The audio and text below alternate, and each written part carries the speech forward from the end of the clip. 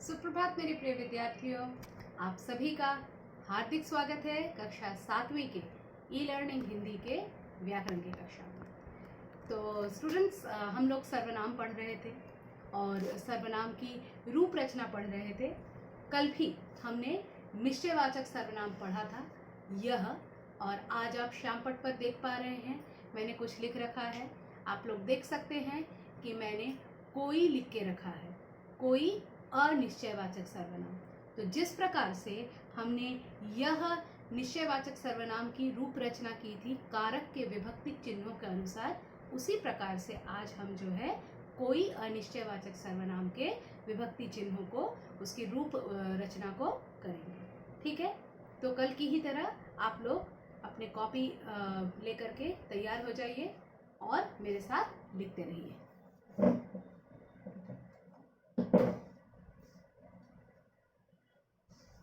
पृष्ठ संख्या 141 141 निकाल लीजिए। देखिए, आज हम कर रहे हैं कोई का पहला रूप तो वही आएगा कोई। फिर क्या है स्टूडेंट्स, उसके बाद होगा कोई। हम तो नहीं बोल सकते कोई ने आ रहा है, बोल सकते हैं? क्या बोलेंगे? या कोई ने ये काम किया है बोल सकते हैं? नहीं बोल सकते हैं। तो हम क्या बोलेंगे? किसी ने। किसी ने। ने क्या है? ने कर्ता का विभक्ति चिन्ह है।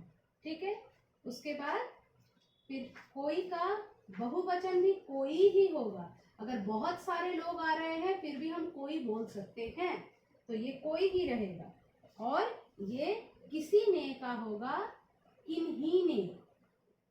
किन्हीं ने। ठीक है, चलिए नेक्स्ट है कर्म में किसी को। कोई का नेक्स्ट फॉर्म हो जाएगा किसी को। अब किसी का हमने पहले कर लिखा है किन्हीं, तो ये बहुत आसान है, ये हो जाएगा किन्हीं को। किसी को का किन्हीं को।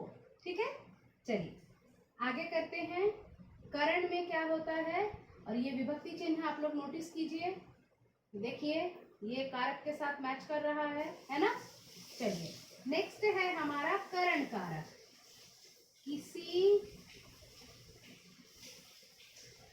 से, और ये क्या होगा? किसी के द्वारा। किसी से और किसी के द्वारा, तो ये क्या हो जाएगा? किन्हीं के और किन्हीं के द्वारा। बहुत ही आसान है, बस विभक्ति चिन्हों को याद रखना है। संप्रदान में होता है को के लिए, तो ये मैं जो अंडरलाइन कर रही हूँ ये क्या है? ये हमारे कारक के विभक्ति चिन्ह है। ठीक है, तो संप्रदान में होता है को के लिए, तो ये क्या हो जाएगा संप्रदान का? ये हो जाएगा किसी को या किसी के लिए।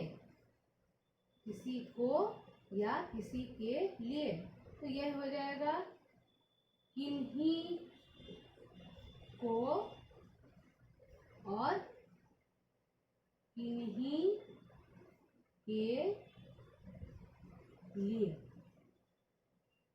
ठीक है, नेक्स्ट है हमारा अपादान कारक। अपादान कारक किसी से अलग होने के सेंस में। मैं लिख नहीं रही हूँ, आप जानते हैं अलग होने के सेंस में, जस्ट अ लिख के रखती हूँ। किसी से, और यहाँ पे हो जाएगा किन्हीं से। किन्हीं से, ये भी अलग होने के सेंस में। ठीक है, उसके बाद संबंध का के की यहाँ पर भी रहेगा, तो किसी का, फिर क्या होगा? की तो किसी की, और के तो किसी के। ठीक है।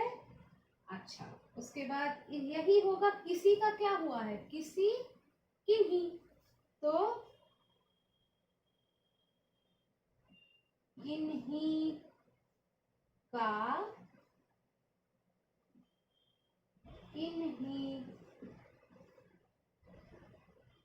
की, और किन्हीं के। मैं लिख नहीं रही हूं, आप समझ गए होंगे।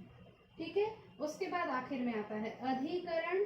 में पर उसका चिन्ह होता है, तो में पर कैसे होगा, किसी में, किसी में यह गुण है, हम लोग कहते हैं ना, तो किसी में और किसी पर, किसी पर। ठीक है। और यहां हो जाएगा किन्हीं में और